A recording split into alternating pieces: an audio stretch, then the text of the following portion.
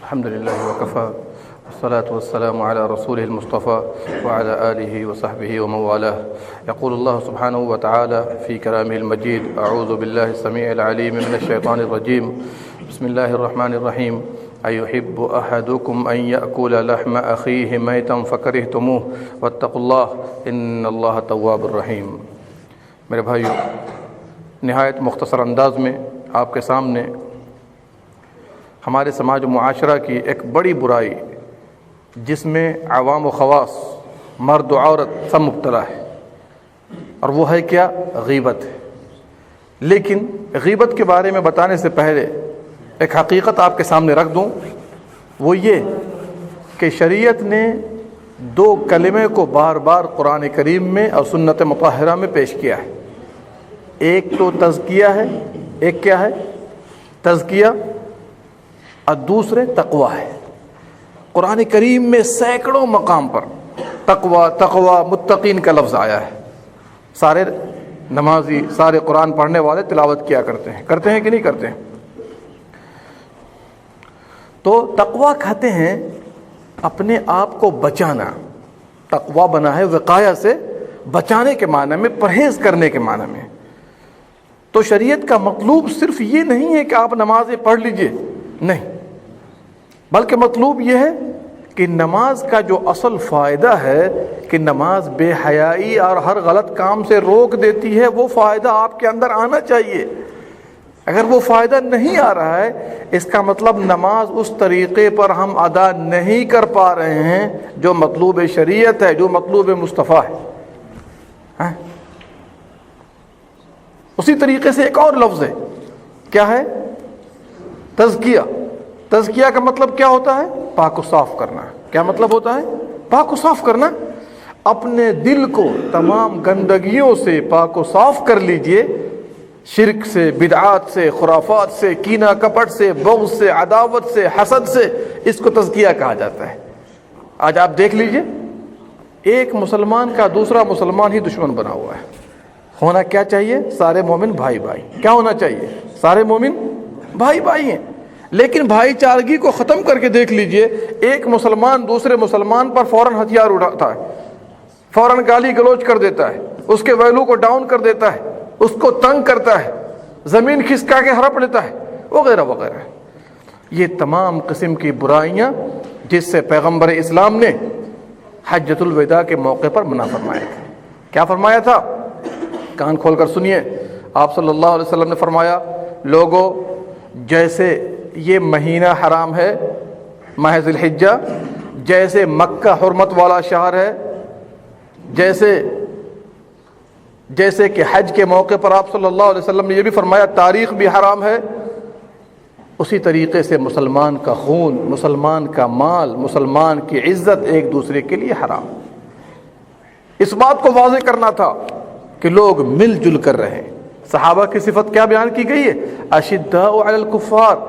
صحابہ کفار پر سخت تھے، رحماء بینہم. رحماء، ایک دوسرے پر رحم کرنے والے تھے. اللہ اکبر.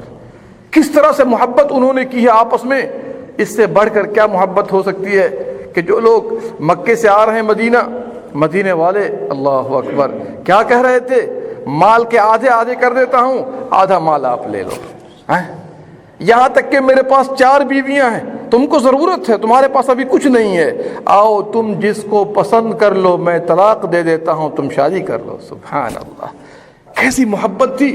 یہ محبت کس بنا پر؟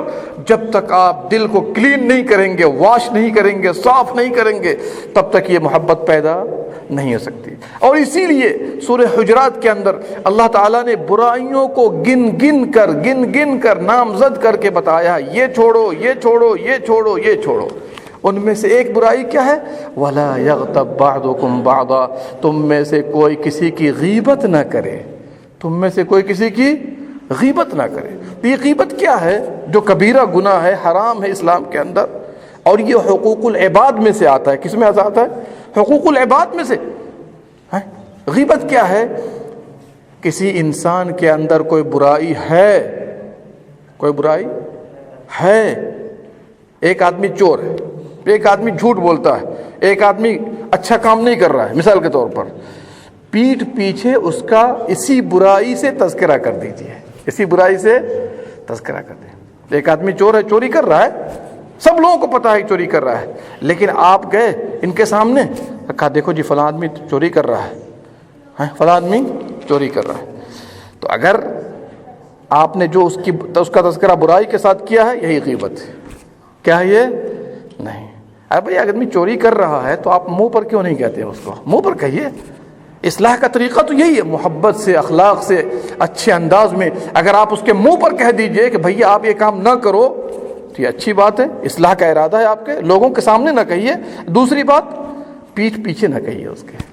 اگر پیٹھ پیچھے کہیں گے تو یہی غیبت ہے۔ صحابہ کرام نے نبی صلی اللہ علیہ وسلم سے سوال کیا، بلکہ آپ صلی اللہ علیہ وسلم نے صحابہ سے سوال کیا، اتدرون ما الغیبہ، جانتے ہو غیبت کیا ہے؟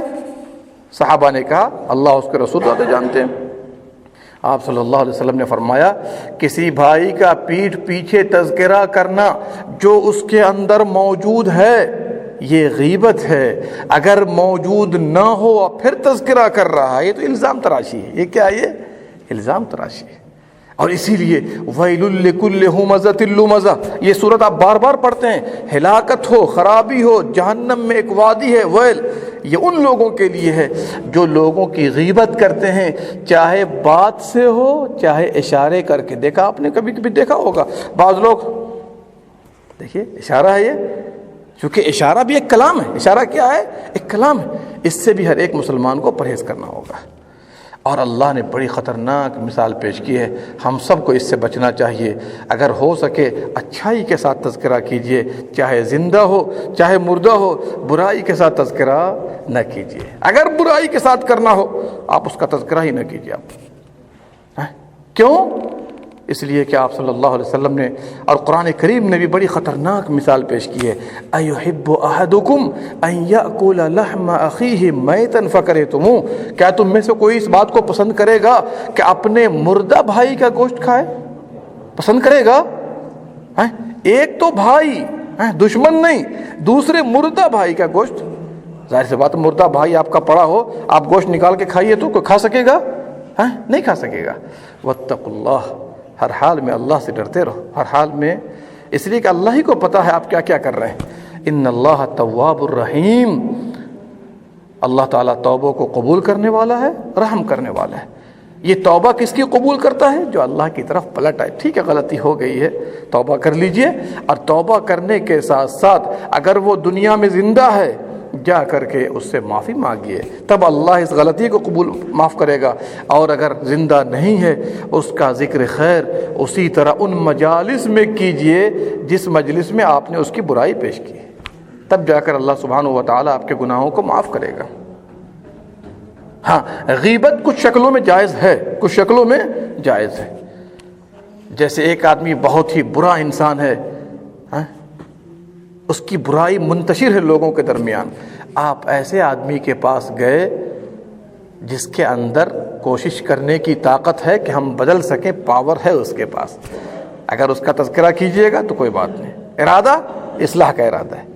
دوسرے بعض روات احادیث میں پائے جاتے ہیں، محدثین نے بھی کہا فلاں راوی جو ضعیف راوی ہے، فلاں راوی کذاب راوی ہے، یہ غیبت ہے، لیکن یہ غیبت جائز ہے چونکہ دین کی حفاظت کے پیش نظر ہے۔ غیبت کی تیسری جگہ جہاں پر غیبت حلال ہے، کسی کی شادی کے بارے میں آپ سے پوچھا گیا فلاں لڑکا کیسا ہے جی، فلاں لڑکی کیسی ہے، آپ نے کہا دیا بھیا دیکھو وہ تو شرابی ہے، حالانکہ غیبت ہے یہ، لیکن یہ بھی جائز ہے، یہ بھی جائز، اسلام نے اس کو جائز قرار دیا ہے۔ اس کے علاوہ کچھ اور مقامات ہیں، اس عام حالت میں غیبت اسلام میں جائز نہیں ہے۔ کبھی بھی کسی کا تذکرہ پیٹھ پیچھے نہ کیجیے، اچھائی کے ساتھ کرنا ہو تو کر دیجیے، اور نہیں برائی کے ساتھ کرنا ہو تو آپ اس کے منہ پر اخلاق کے ساتھ کہ بھائی آپ کے اندر میں ایسا پاتا ہوں، آپ اللہ کے لیے اس کو چھوڑ دیجیے۔ یہ بہت اچھی چیز ہے، اصلاح کا ارادہ ہے آپ کا۔ اللہ سبحانہ و تعالی ہم تمام لوگوں کو کہنے سننے سے زیادہ عمل کرنے کی توفیق دے، اور ہم لوگوں کو اپنے منہ کو روکے رکھنے کی توفیق دے۔ آپ صلی اللہ علیہ وسلم کا فرمان اخیر میں یاد رکھیے گا، جو اللہ اور یوم آخرت پر ایمان رکھتا ہو اپنے منہ کو روک کر کے رکھے، اچھی بات کہے، اچھی بات کہے، نہیں تو منہ کو روک کر کے رکھے۔ اللہ سبحانہ و تعالی ہم تمام لوگوں کو نیک عمل کی توفیق دے، آمین یا رب العالمین۔ اللہم صلی علی نبینا محمد وعلی آلہ وصحبہ اجمعین۔